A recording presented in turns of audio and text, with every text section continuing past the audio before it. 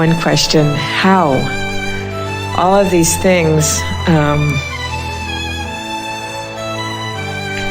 make you wonder, how can I get myself back into that vortex faster, easier?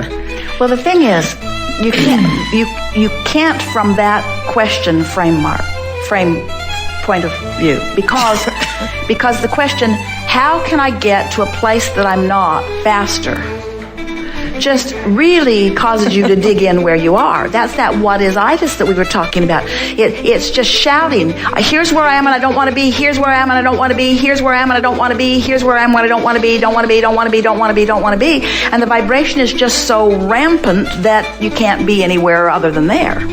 So the answer is you have to do something to let go of what is, which means a distraction from it. A distraction from what is all that is necessary to move to a new place. That's why teachers from all times have found the power of meditation, because when you meditate, you quiet your mind. When you quiet your mind, you stop thought. When you stop thought, your point of attraction stops. In other words, when your negative point of attraction stops for sure when you stop thought. Now, it's not accurate to assume that every thought is a negative thought, because you could be thinking thoughts that are in the vortex. But when you quiet your mind, you stop thought. When you stop thought, you stop resistant thought. When you stop resistant thought, you'll move right into the vortex. It really is that simple. So the question is, do I have the discipline to quiet my mind enough to, it's like the cork is bobbing on the surface of the water. That's the vortex. That's pure positive energy. You can hold it under the water as you focus on an issue, as you beat the drum of a problem, as you worry, as you fret, as you gossip, as you blog. In other words, you can hold yourself under the water. But when you let go, that cork will bob right back up. And that's the thing that we really want you to take away from this gathering. If you weren't doing that thing you do, you'd go into the vortex, because the vortex is really who you are. It's dominant and it's calling you. So if you could stop beating the drum of what's bothering you, just stop doing what you're doing that's holding you there. Think about someone who is so angry that they move right into a fist fight. And if you could stop right before you pulled that first punch, things would be better for you. It would be better before your nose was broken, wouldn't it? It would be better before you went to jail, wouldn't it? It would be better. It would be better. So if you could just stop short of throwing that punch, even though you're justified and even though you want to do it and even though you're right, oh, you're so right. If you could just not do that, it would be better. And in the same way, if you could stop before you throw those words out there, before someone records you and plays you on television. If you could have just stopped short of those words, it would have been better. Wouldn't it have been better? Wouldn't it have been a lot better? Wouldn't it be better if the words weren't out there? And in the same way, there are thoughts that if you can just pull those thoughts back, pull them back. Well, once you're in the place that you've been feeling it and thinking it and speaking it and acting it, then you're not going to all of a sudden stop doing that, because you've got a strong point of attraction going on that's making those thoughts and those people and those conversations, all those cooperative components come to you.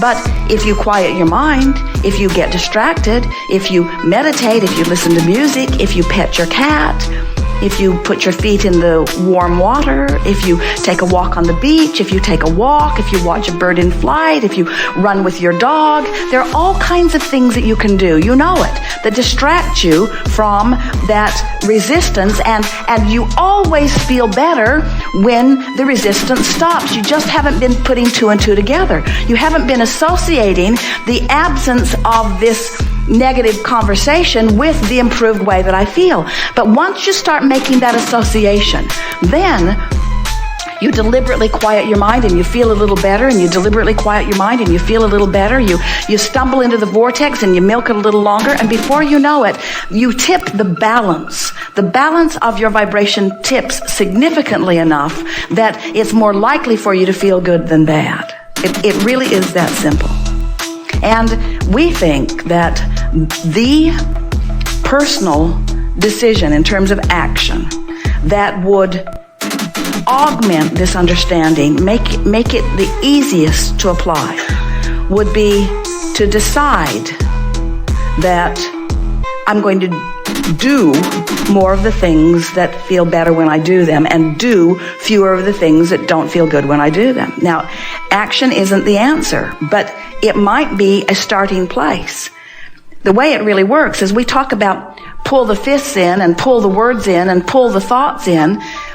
It's actually the opposite of what we really teach, because what we're teaching is find a thought that will then inspire the word that will then inspire the action. In other words, because whatever thought you find, cooperative components will amass around it, you see. But there is such a power of stepping into this vortex. You just have no idea the leverage that's in the vortex that isn't outside the vortex. And almost everybody is trying to drive their life and run their life and control their life and live their life outside the vortex using words. I'm very angry. Well, I'm very sorry that you're very angry. And we say blah, blah, blah, blah, blah, blah, blah. Blah, blah, blah, blah, blah. Blah, blah, blah, blah, blah. The only thing that matters is how you feel. And you have the ability to control the way you feel. And nobody's words are going to make any difference.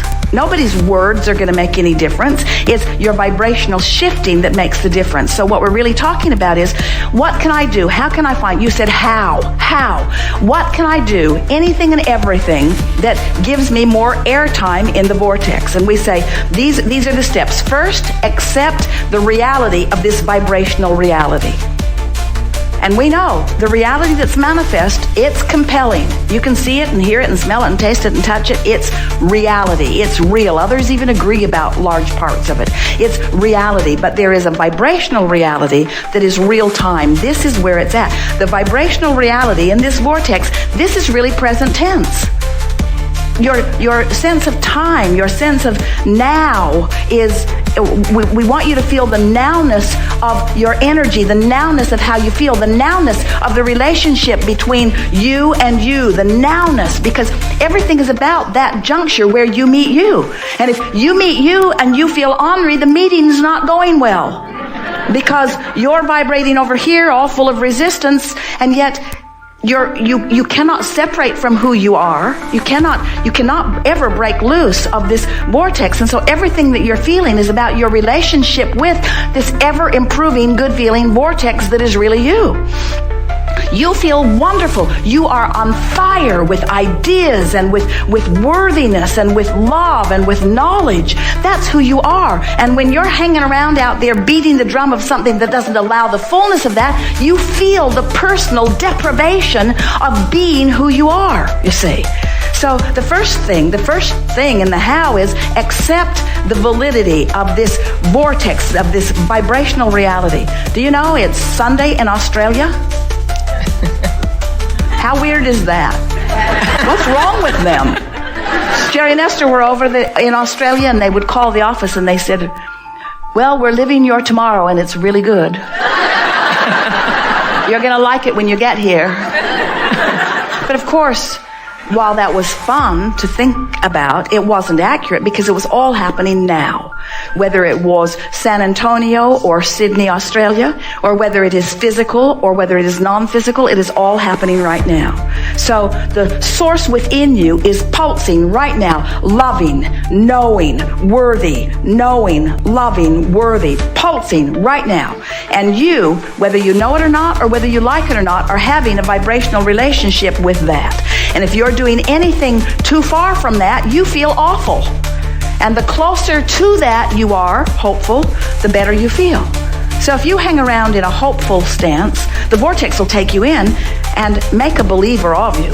And if you go in often, your belief will turn to knowledge, and then you will just expect good things to come to you at all times, and they will, you see. That's how. So if we were standing in your physical shoes, first we would accept the reality, the validity of this vibrational reality. Next, we would acknowledge that the way I feel is my indication of my proximity to that vortex. And the vortex, you got to understand, this vortex holds the larger part of you and all of its expansion, much of which has taken place because of your sifting here in this life. How about that? This expanded version of you, everything that you want to be, the version of you and its relationship to money, the version of you and its relationship to relationships, the version of you and its relationship to health, everything that you want is already pre-manifestation in this vibrational reality, pulsing and being and knowing. And it is your singular responsibility to yourself to mesh up with that. And anything that you're doing that's keeping you from doing that, stop it. Anything that you're doing, you can feel when it's happening. You're defending, you're justifying, you're rationalizing, you're making a point. In other words, anything that you're doing that is keeping you from just meshing, blending right in with that, anything that you're doing is counterproductive to your beingness. So the blending will bring in more joy, and I will feel more fun. The blending is joy. The blending is joy, and the joy will bring manifestations. But this is the thing. You see, this is the tripping point. And once you understand this, then everything will clear up for you. If you need the manifestation in order to feel better, then the what-isness of the absence of the manifestation will keep you from feeling better, which means your vibration doesn't shift, which means you won't go in the vortex, which means you won't be a match to what you want, which means you can't get it. So that's why we want you to all have lobotomies. Oh wait, that's drastic.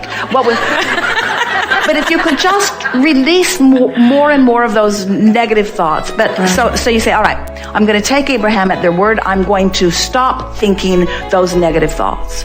And we say, you can't stop thinking about that thing that you were thinking about. Stop thinking about, because you're thinking about it while you're thinking about not thinking about it. In other words, you can't let go of it. You can't let go of it. This is a universe that's based upon inclusion, and what you're giving your attention to is active in your vibration. So what you do is you give your attention to something else.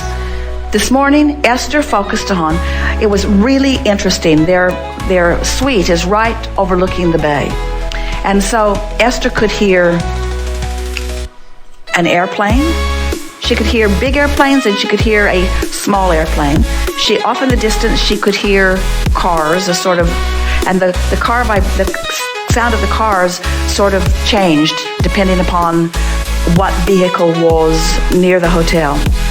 She could hear people talking in the room next door and someone conversing in the hallway. She could hear the water running where Jerry was taking a shower. She could hear